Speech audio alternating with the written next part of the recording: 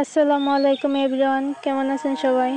এটা আমার প্রথম ব্লগ এবং সেকেন্ড টাইম ভয়েস। কোনো ভুল হলে আগেই সরি বলে নিতেছি। যাই হোক, অনেক দিন ধরে ভাবতেছিলাম যে একটা ব্লগ শেয়ার করবো, কিন্তু কেমনে কি করবো তা বুঝতেছিলাম না। সামনে আমার এক্সাম, তাই প্রতিদিন ভিডিও আপলোড করাটাও আমার জন্য পসিবল না। যাই হোক, অনেক আজাইরা পেঁচা লইছে। এখন মূল ভিডিওতে আসা যাক। আমার দিনের শুরুটাই এই মাছগুলারে খাবার দেওয়ার মাধ্যমে। কেউ আবার ডিব্বার দিকে তাকাইয়েন না, গরিবের অ্যাকুরিয়াম বললা কথা। মাছগুলারে খাবার দিয়ে আমি চলে গেলাম ঘুড়ি উড়াইতে। তার আগে দুইটা লেসু ছিঁড়ে নিলাম আপনাকে ম্যাজিক দেখানোর লেগে।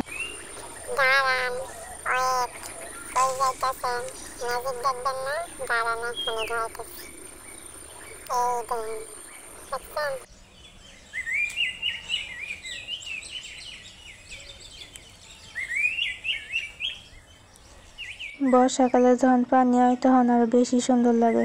জীবনের ফইল্লা ঘুড়ি উড়াইমু, তাই অনেক এক্সাইটেড ছিলাম। আমি এক্সপেক্ট করি নাই। ঘুড়ি বেটা উড়লো তো না হয় আমার 3 ঘন্টা সময় নষ্ট করলো।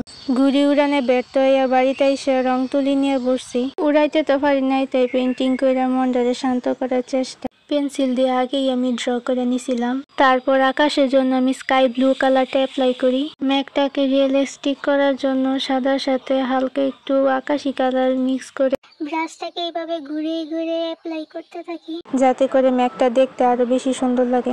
দূরের গাছগুলোর লাইগা সবুজের সাথে হালকা একটু কালো মিশিয়ে অ্যাপ্লাই করছি, যাতে করে মেঘটা আরো রিয়েলিস্টিক লাগে। আমি এখনো শিখতেছি, তাই কালার সম্পর্কে আমার এত একটা ধারণা নাই।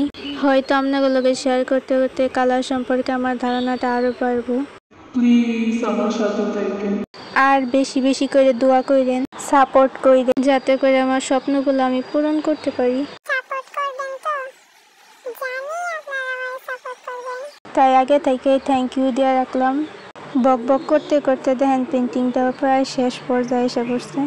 রাস্তাটা আমি বানাইছি গ্রামের কাঁচা রাস্তার মতন। যেহেতু আমি ঘুড়ি উড়ানোর পারফেক্ট জায়গা বানাবো, তাই এখানে কোনো গাছপালা আর বাড়ি ঘর দিব না। একেবারে খালিও রাখবো না, গাছ বানাই দিব। সবুজটা হালকা দিয়ে উপরে কালো কালারের গাছ বানিয়ে দিব। এক পাশে খালি লাগতেছিল, তাই কয়টা কাশফুল বানাই দিছি।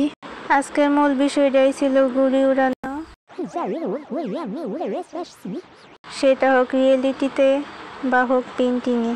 ঘুড়ি উড়ানো শিখে আপনাদের সাথে অবশ্যই শেয়ার করব, পাশে থাকবেন। অনেক অনেক ভালোবাসা আর সাপোর্ট করে যাবেন। আর আমার ব্লগ এবং পেন্টিংটা কেমন হলো অবশ্যই কমেন্টস করে জানাবেন। ধন্যবাদ।